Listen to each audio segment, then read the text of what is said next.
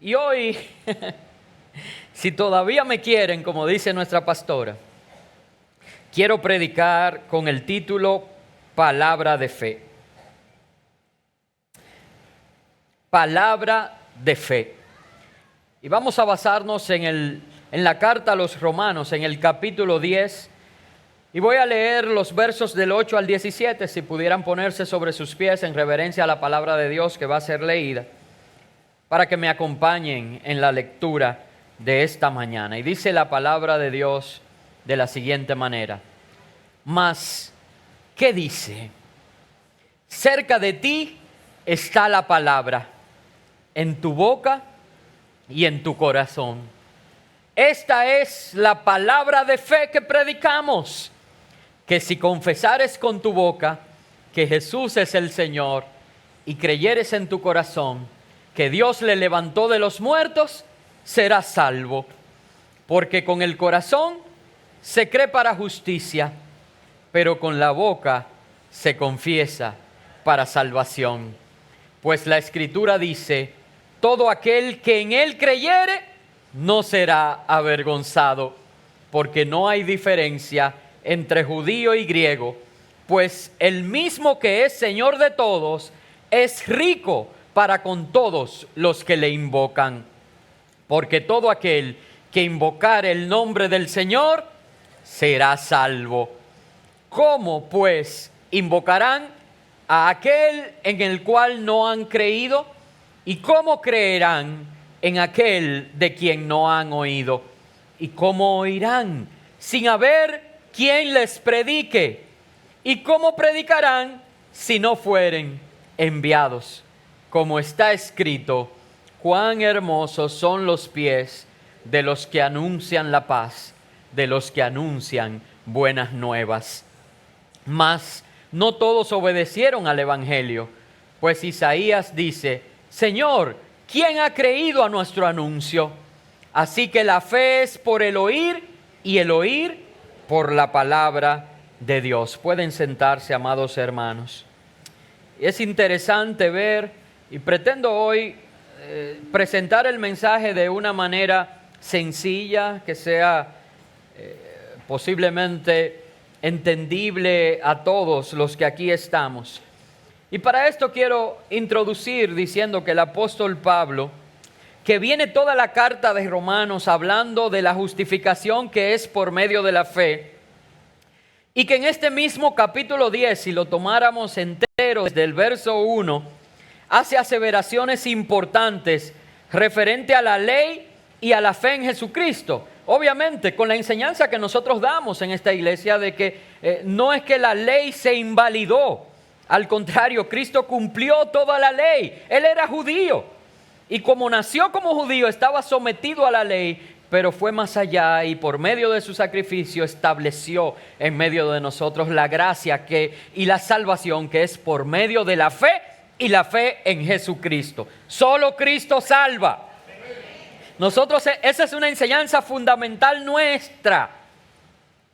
Solo Cristo salva. Y el apóstol Pablo, haciendo estas aseveraciones, donde establece que nuestra salvación no se cimenta en cumplir cosas imposibles. Y si usted lee unos versos antes, ve que dice: ¿quién subirá al cielo? ¿Quién bajará al infierno? No se trata de cumplir cosas imposibles, sino que gracias al sacrificio de Cristo, acceder a la salvación por gracia es algo sencillo. Se ha hecho hoy algo sencillo, algo de gran valor, algo determinante, algo fundamental. Se ha puesto de una manera asequible, sencilla a cada uno de nosotros.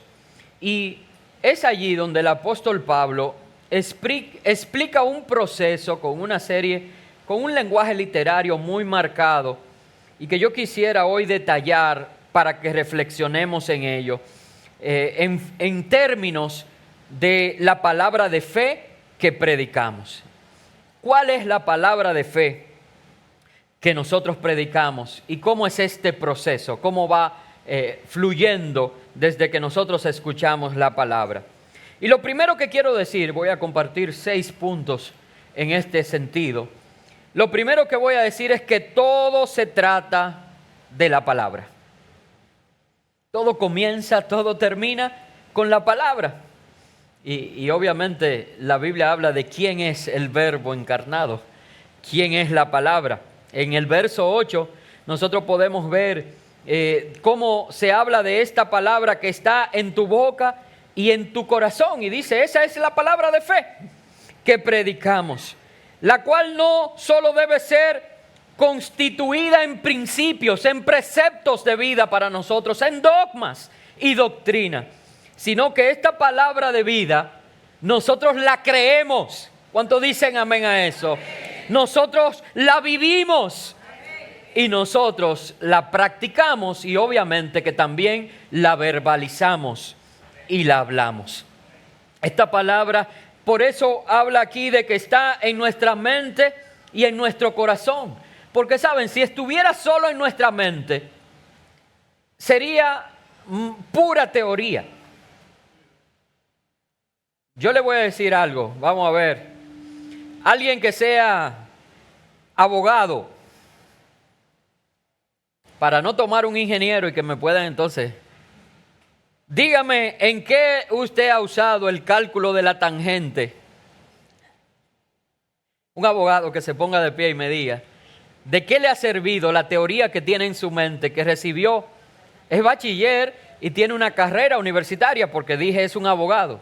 ¿En qué le ha servido en la práctica, en un tribunal, la teoría que tiene en la mente acerca de la tangente, la hipotenusa, el teorema de Pitágoras?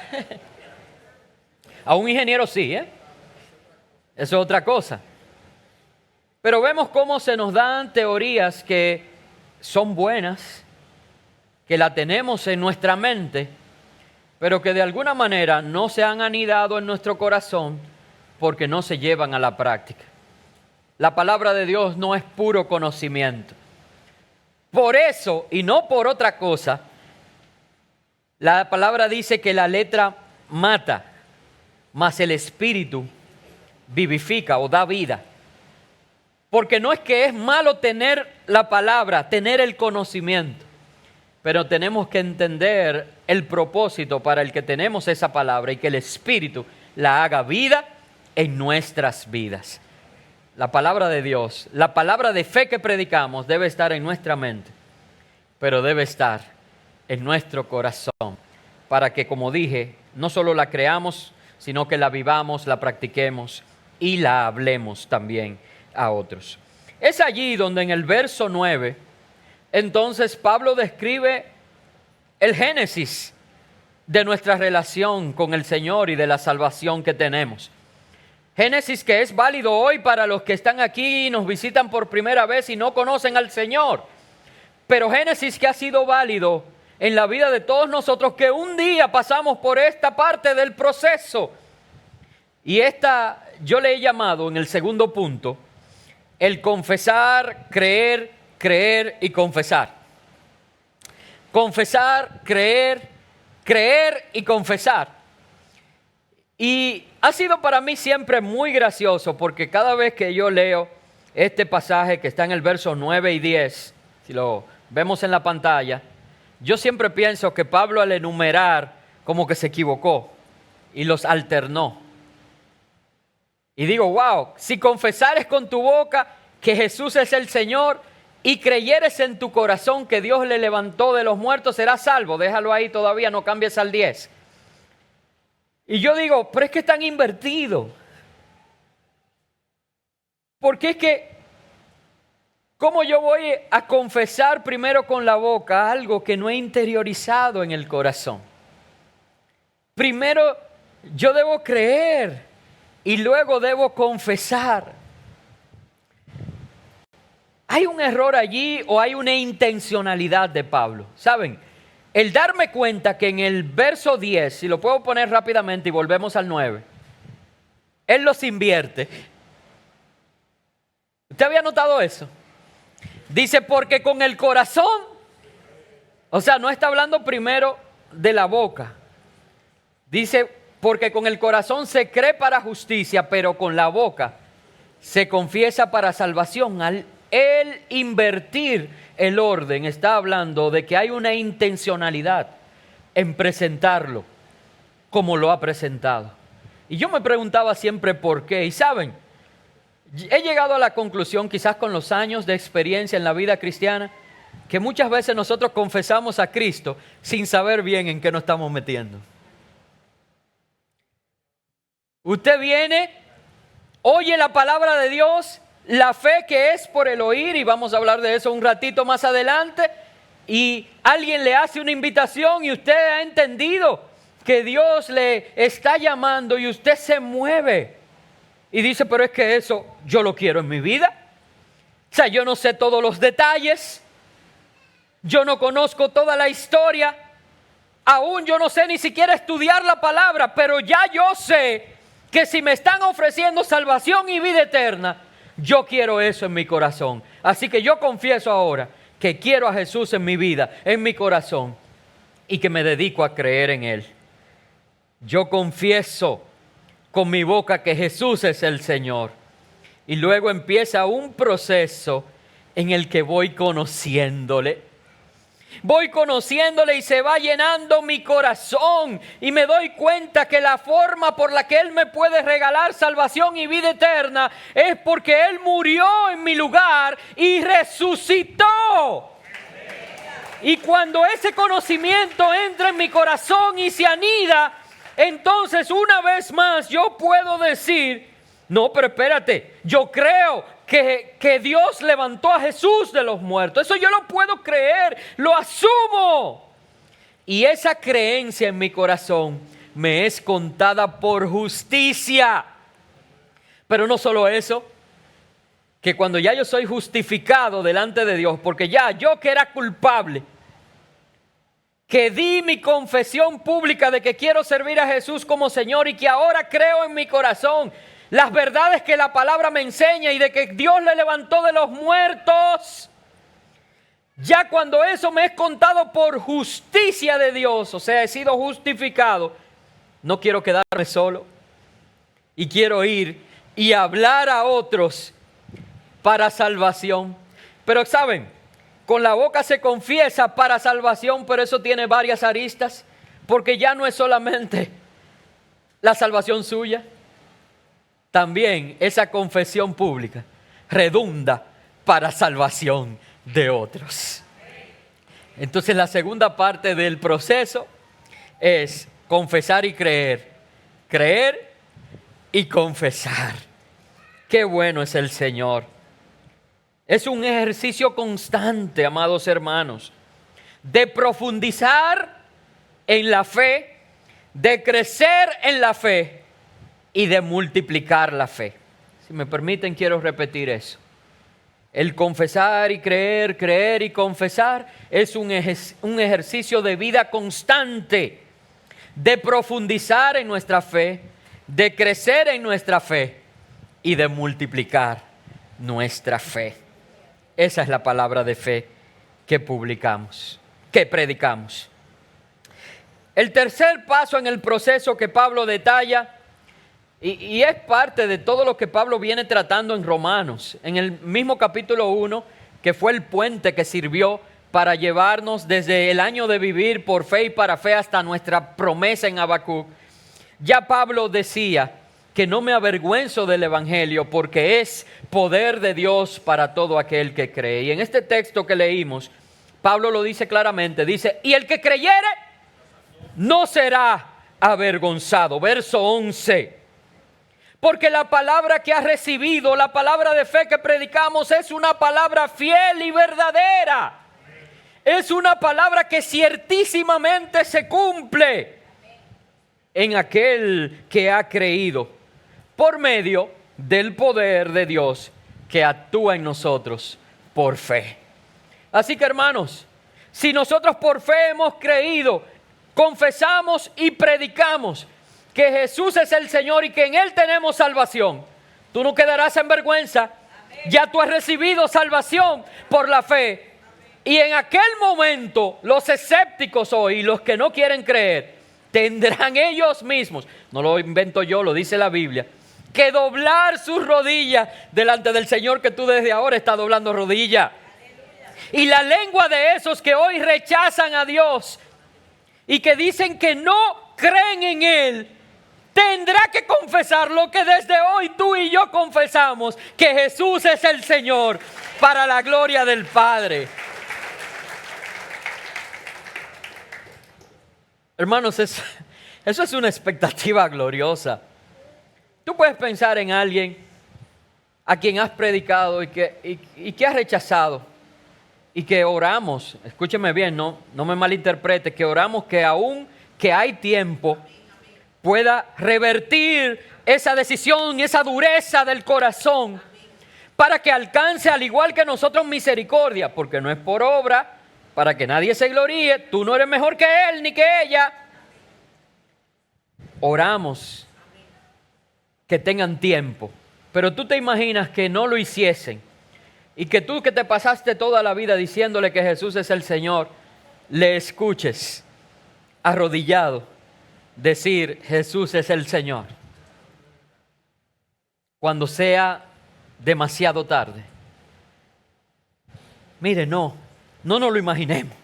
Vamos a trabajar, vamos a pedirle a Dios de nuevo, vamos a orar, vamos a llenarnos del Espíritu Santo, para que por más que esté endurecido el corazón de esos que amamos, el Señor nos use para cambiarle su corazón de piedra y ponerle un corazón que sea conforme a Dios, que lata conforme a sus propósitos. No me doy el permiso ni de imaginármelo.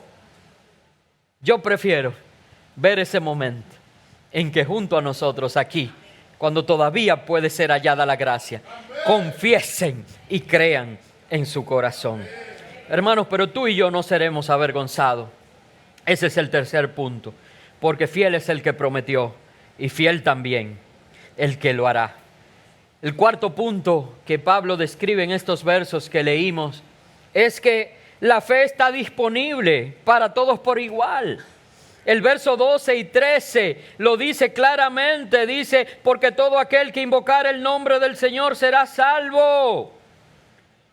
El verso 12 dice, leí el 13, porque no hay diferencia entre judío y griego, pues el mismo que es Señor de todos es rico para con todos los que le invocan. Y entonces ahí, porque todo aquel que invocar el nombre del Señor será salvo.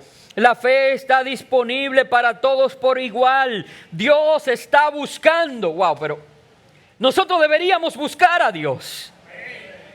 Los que necesitamos a Dios somos nosotros. Pero en su inmensa misericordia y en su gran amor, un amor que yo no lo puedo describir aquí con palabras, por eso se dice que es un amor inefable. En ese amor que tú y yo no sabemos administrar ni pensar, en ese amor, en vez de nosotros ir detrás de Dios y buscar a Dios, Dios está buscando quienes genuinamente de corazón invoquen su nombre. ¿Cuántos aquí invocan el nombre del Señor? Eso es la palabra de fe que predicamos, que la fe está disponible para todos por igual. Y el punto 5, que es, si el tiempo me lo permite, en el que voy a tomarme solamente un poquito más. Fue un mensaje breve el que preparé, sabiendo que hoy es primer domingo de mes. Pero en este punto sí me quiero que me den un minuto más de lo que me estoy tomando en cada punto. Porque el quinto punto del proceso, yo quiero involucrar a la iglesia, yo quiero involucrarte a ti. Diciendo que en este proceso de la palabra de fe que predicamos, ¿verdad? Todo el mensaje está basado en la palabra de fe. La iglesia es quien mantiene la dinámica. La iglesia es quien mantiene viva la dinámica del proceso. ¿A qué me refiero? Verso 14, leámoslo. Dice, ¿cómo pues invocarán a aquel en el cual no han creído? ¿Y cómo creerán en aquel de quien no han oído? ¿Y cómo oirán sin haber quien les predique? Como dice el verso 15, ¿y cómo predicarán si no fueren enviados? como está escrito, cuán hermosos son los pies de los que anuncian la paz, de los que anuncian buenas nuevas. ¿Saben? Quiero hablar de que la iglesia es quien mantiene viva la dinámica, porque si usted quisiera, usted pudiera señalar 4 o hasta los 5 ministerios que la Biblia describe para la iglesia, lo puede señalar en esos versos. Depende de la interpretación que usted quiera dar a cada uno de estos versos.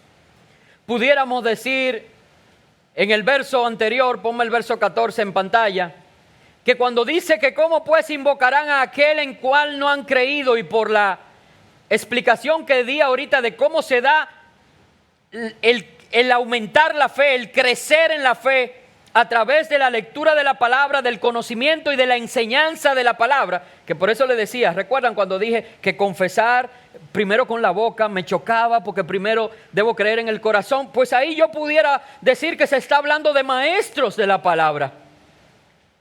Ahí yo puedo ver a Helen todos los lunes esforzándose, que le cuesta, para que nosotros aprendamos a amar a Dios, para que creamos en Él y en cada una de las cosas que su palabra enseña y que sepamos a quién ir. Que nosotros podamos decir, wow, ¿de dónde vendrá mi socorro? Mi socorro viene de Jehová, que hizo los cielos y la tierra. Eso se da porque un maestro se ha esforzado en enseñarme la palabra de Dios y cómo esta está al alcance de mi mente, de mi corazón, ante toda situación. Y por eso puedo invocar a aquel en el que he creído. Pero también pudiéramos hacer un ejercicio y decir, pero ¿y cómo van a creer si ni siquiera han oído? Y decir, necesita la iglesia enviar evangelistas. Porque la verdad es que cuando usted escucha a un evangelista en la calle, mire, usted no se está deteniendo a las profundidades y a una exégesis y a la teología. Mire, lo único que pasó fue que usted oyó. Pero santa, bendita palabra, que al oírla sembró en ti una hambre y una sed de justicia. Y decir, wow, ¿qué será lo que te habla de salvación? Y que solo Cristo salva, y que solo Cristo sana. ¿Y qué es lo que te aleluya? Repite y repite, arrepiéntete. ¿Pero de qué que me tengo que arrepentir? ¿Y a quién fue que yo maté? Y se va sembrando en ti algo que te va a llevar a buscar el conocimiento para que entonces puedas creer. Y allí podemos ver el evangelista o a un pastor. Como quieras verlo, por eso dije que pueden ver 4 o pueden ver 5. Pero ¿cómo oirán sin haber quien les predique? Y de igual manera pudiéramos hablar del ministerio pastoral ahí, porque hoy yo estoy aquí predicando la palabra de Dios, para que habiendo oído del Señor,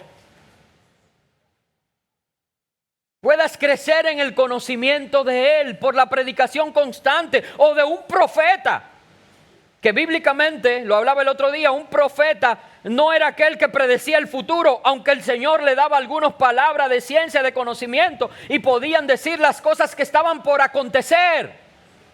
Pero bíblicamente un profeta era aquel que trazaba la palabra de Dios para la nación. Fuera esta buena o fuera esta no agradable, porque buena siempre es. No agradable a nuestro sentido. Porque a veces nosotros, eso no va a favor mío. Y podemos ver un profeta allí cumpliendo su misión.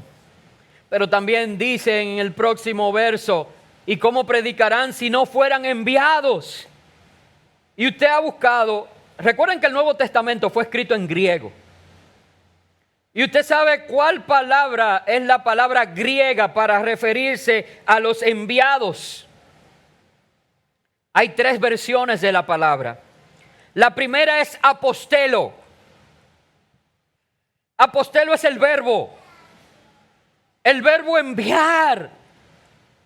Por eso es que se les llama a los discípulos de Cristo, que tuvieron varios nombres, los discípulos, mis amigos, Pero llega un momento que se les llama apóstoles porque fueron enviados.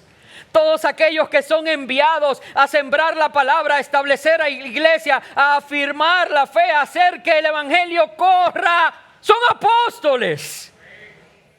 Porque están ejecutando el verbo apostelo. Y nosotros creemos, hermanos, tenemos que estar claros en lo que nosotros creemos. Porque a veces nosotros dejamos manipularnos y el problema ahora con el acceso al internet y a todas las cosas, yo no le tengo miedo a eso. El problema es que nosotros tenemos que saber de qué fuente estamos bebiendo. Porque si no somos maduros en términos de lo que nosotros creemos, pudiéramos confundir, porque yo te digo la verdad de que Cristo salva, Cristo sana, y meto también la doctrina que yo creo y la doctrina mía. Pero no porque algo se haya distorsionado, nosotros vamos a dejar de creer en la verdad absoluta que Dios estableció. Yo les voy a poner un ejemplo. Los gays han tomado el arco de colores para ellos. Y ahora yo no me puedo poner una cinta que tenga todos los colores porque dicen, pastor, usted apoyando a la comunidad gay. Miren, hermano, cada vez que yo veo ese arco en los cielos, con esa multicolor que es tan hermosa, yo recuerdo que ese es el arco del pacto y de la misericordia de Dios que decidió nunca más destruir por agua a la creación. Y cada vez que yo veo ese arco de colores allí, a mí no me importa la desviación para la que se esté usando. Yo recuerdo a mi Dios y a mi Creador. De igual manera, hay una corriente apostólica hoy en día que deja mucho que desear y de la cual nosotros no somos parte, porque hay cosas que se han desvirtuado. Pero eso no quita que nosotros no somos cesacionistas. Nosotros somos gente que creemos en la manifestación del Espíritu Santo y que la iglesia se mueve en los ministerios. Nosotros somos un ministerio apostólico y creemos que hoy Dios levanta eso. Y no estamos nosotros enviando a abrir campos blancos y a que se establezcan iglesias. Eso es lo que queremos, que Cristo sea conocido, no solo en el país, fuera de aquí donde no se ha hablado nunca ni se ha predicado. Y eso entonces me lleva a la segunda expresión de la palabra en griego, que ya no es el verbo de enviar, apostelo, ahora es el enviado, el apóstolos, que no es más que aquel que se ha enviado. Pero ¿se ha enviado para qué? Y esa es la tercera expresión en griego de esta palabra, que es apóstol. Esa primera parte, en la etimología de la palabra en griego, significa misión.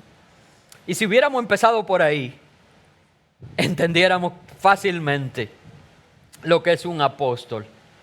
Un apóstol no es más que uno que ha sido enviado con una misión clara. Por eso termina este verso Pablo diciendo: hermosos son los pies de los que anuncian la paz. Y yo le pregunto a ustedes, otra vez se equivocó el apóstol Pablo. Porque si son los que anuncian, si yo digo, ay, qué bonito canta esa niña, qué hermosos son sus pies, pega eso. Te va a decir, pastor, y que concéntrese, pastor. Vamos a concentrarnos. ¿Qué usted hacía, pastor, mirándole los pies? Porque si yo estoy hablando de bonito que canta, yo tengo que decir, qué garganta, qué diafragma, cómo mueve el aire. O si es muy dominicano y coloquial, digo, qué galillo. Pero el apóstol Pablo entiende claramente que el enviado con la misión de llevar el mensaje no solamente debe ser de palabra, sino que debe la palabra de fe ponerla en acción, y no es fácil. Es muy fácil yo predicar en un podcast o desde YouTube y qué bueno, se hace falta también, no le estoy criticando. Pero hermano, hay que mover los pies, hay que ir, no se puede No se puede ministrar el amor, no se puede establecer una iglesia, no se puede trabajar una comunidad sin ir. Por eso el apóstol Pablo sabía que el evangelio debía ser anunciado y que era con palabras. Estamos hablando de palabra de fe. Pero por eso el apóstol Pablo dice, qué hermosos son los pies, llenos de callo. Porque si iba, no había carro, no había 4 gomas altas. Era a piecito. Vi el otro día un estudio ahí, no lo tengo a mano, de que calcularon más o menos como cuántos kilómetros Jesús caminó en la parte conocida de su ministerio, porque sabemos que hay una gran cantidad de años que están en oscuridad, digamos, allí. Pero en la parte que se ve, calculando más o menos la cantidad de kilómetros que caminó. Entonces, hermosos son los pies, si están llenos de callo. Si tienen, ¿cómo que decimos los dominicanos? La cachaza, dura, porque no para. Si están llenos de polvo, no del polvo del pecado, sino del trabajo. Qué hermosos son esos pies que se disponen sin mirar los obstáculos para anunciar la paz, las buenas nuevas de Jesús. Hay que poner por obra, hermanos, esta palabra de fe. Y por último, punto número 6, con esto termino. Entender que de nosotros es predicar, de nosotros es hablar la palabra de fe, pero de nosotros no es traer convencimiento. Esa parte le corresponde al Espíritu Santo. Y el punto número 6 dice que no todos obedecieron el Evangelio. Todo comienza por el oír, pero esta palabra de Dios que nos es enseñada debemos obedecerla y aplicarla. Por eso, después de decir esa expresión tan bonita que nosotros repetimos y dice, y la fe viene por el oír es por la palabra de Dios. El apóstol Pablo empieza a traer ejemplos del Antiguo Testamento de cómo el pueblo endurecía su corazón al escuchar la palabra de fe, que en ese momento era conforme a la ley. Y en un momento, ya yo no lo leí esa parte, ustedes 18, 19, 20 pueden terminar ese capítulo. En un momento, el Señor habla de que serán otros los que ni siquiera le invocaban. Y ahí estamos nosotros los gentiles, los que aceptaron la palabra de Dios. Y lo que quiero es hacer un paréntesis aquí. Este punto más que nada es para hacer una advertencia. Ojo, todo comienza con el oír. El oír por la palabra de Dios. Pero no es suficiente solo oír. Esta palabra debemos asumirla, debemos obedecerla y debemos aplicarla. Y termino con esta frase, mientras ustedes se ponen de pies y los músicos suben para adorar a Dios. Y yo creo que esta frase resume este breve mensaje, pero con claves que yo creo que debemos todos poner por práctica en el proceso de salvación. Es que, amados hermanos, Dios nos da a todos la oportunidad por igual de ser salvos por la palabra de fe, esta que hemos escuchado, esta que hemos creído y esta que hemos confesado. Pero hay una dinámica que solo la iglesia, tú y yo, podemos mantener viva. ¿Cómo? Enseñando, predicando, discipulando y enviando, a fin de que todos crean en esta palabra y procedan al arrepentimiento. Que Dios te bendiga. Puerta abierta. Esta es la palabra de fe que predicamos. Vamos a orar. Padre bueno, Padre de misericordia y de verdad, gracias, Señor. Gracias porque en esta hora aquí estamos los que hemos creído al anuncio de tu palabra. Señor, pero hay también aquí quienes por primera vez tienen el privilegio de escucharla. Y desde ya tú sensibilizas su corazón. Señor, y pones en ellos el confesarte a ti como Señor, para que llegue el conocimiento a su vida de que Dios te levantó de los muertos y que por medio de tu resurrección nosotros tenemos salvación. Y sigan el ciclo, siendo parte de una iglesia viva, en constante movimiento, que mantiene la dinámica de este proceso, vez tras vez, por medio de la enseñanza, por medio de la doctrina, por medio del discipulado, por medio de la predicación, por medio de enviar obreros. Y nosotros nos consideramos privilegiados y honrados de ser parte de este proceso. Que nunca, Señor, pongamos otro fundamento. Esta es la palabra de fe que predicamos, que la salvación está disponible a todos por igual. Señor, en esta hora, ahora te adoramos. Que el Espíritu Santo hable a cada corazón, conforme lo que tú quieres que esta palabra haga en cada uno, y que nos permita, Señor, cumplir con la misión que tú nos delegas. Te doy muchas gracias, Señor, y te adoro en el nombre de Jesús. Amén.